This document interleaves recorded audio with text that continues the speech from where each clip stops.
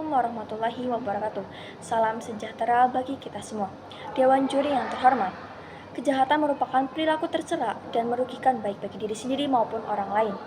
Apapun bentuk kejahatan, baik melibatkan korban maupun tidak melibatkan korban, tetaplah sebagai kejahatan yang harus mendapatkan imbalan ataupun hukuman, baik secara hukum maupun sosial. Maka dari itu, perkenalkan saya Anugrah Tiara, selaku tim oposisi yang sangat tidak setuju dengan mosi ini, bahwa Dewan ini akan mendiskriminalisasi kejahatan tanpa korban. Sebelumnya, izinkan saya untuk menyampaikan definisi pada mosi ini. Yang pertama, mendiskriminalisasi merupakan proses penghapusan sanksi pidana terhadap suatu perbuatan yang sebelumnya dianggap sebagai tindak pidana. Yang kedua, kejahatan. Kejahatan merupakan perilaku yang bertentangan dengan nilai dan norma yang berlaku yang telah disahkan. Yang ketiga, tanpa merupakan tidak melibatkan korban. 4. Korban. Korban merupakan orang yang mengalami kerugian baik secara fisik, mental, materi, maupun yang lainnya dari tindakan kejahatan tersebut. Dewan juri yang terhormat, mengapa mosi ini penting untuk diperdebatkan? Jika kita tidak memberikan sanksi pidana terhadap perilaku kejahatan walaupun tidak melibatkan korban dalam tindakan tersebut, maka kejahatan tersebut akan terus dinormalisasikan dan dianggap sebagai suatu hal yang lumrah untuk dilakukan. Kejahatan merupakan perilaku yang melanggar norma dan etika. Segala sesuatu yang melanggar norma dan etika haruslah mendapatkan sanksi. Terlebih lagi jika tindakan tersebut sangat berpotensi merugikan orang lain. Mengapa setiap tindak kejahatan perlu diberikan sanksi? Yang pertama, karena suatu tindakan kejahatan akan tetap memberikan dampak baik bagi diri sendiri maupun orang lain. Meskipun dampak tersebut tidak terjadi secara langsung, namun perlu diingat bahwa setiap tindak kejahatan akan berdampak terhadap diri sendiri dan juga orang lain. Contohnya dalam kasus perjudian, dapat kita lihat bahwa judi merupakan tindakan bodoh yang tidak dapat dirasakan secara langsung dampaknya. Pelaku akan dibuat ketagihan karena uang yang dibayarkan akan kembali berlipat ganda, sehingga tanpa disadari pelaku tersebut akan ketagihan dan terus melakukan perjudian tersebut, sehingga sampai pada titik pelaku tersebut mengalami kerugian. Pelaku tersebut akan mencari cara, bagaimanapun caranya, dan menghalalkan segala cara untuk dapat menutupi kerugian tersebut. Contohnya seperti meminjam uang baik pada kerabat, tetangga, keluarga maupun menjual barang-barang berharga yang ada di keluarga. Hal tersebut berdampak bagi kesejahteraan keluarga. Selanjutnya, tidak hanya berdampak secara materi, kejahatan yang terus dinormalisasikan tanpa diberikan sanksi pidana akan membuat orang lain yang tidak melakukan tindak kejahatan tersebut penasaran dan ingin melakukan kejahatan tersebut, karena orang lain yang melihatnya akan beranggapan bahwa kejahatan yang dinormalisasikan akan berdampak baik-baik saja dan tidak mendapatkan sanksi secara tegas.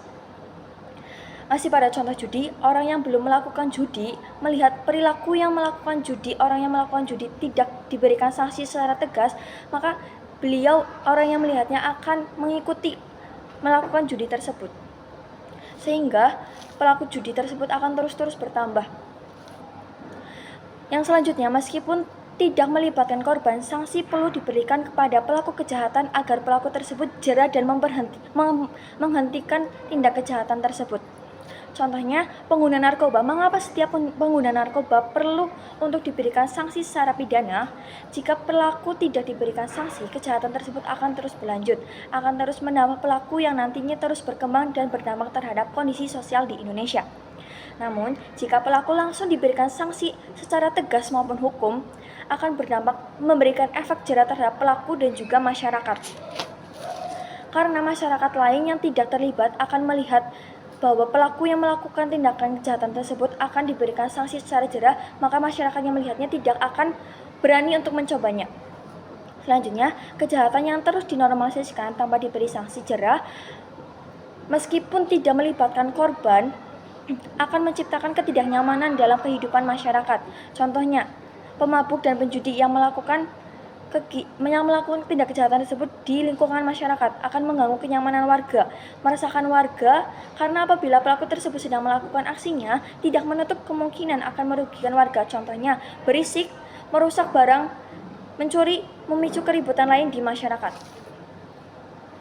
Mengapa setiap pelaku kejahatan perlu diberikan sanksi agar tidak menimbulkan dampak buruk bagi citra bangsa di Indonesia, kondisi sosial, dan kesejahteraan masyarakat.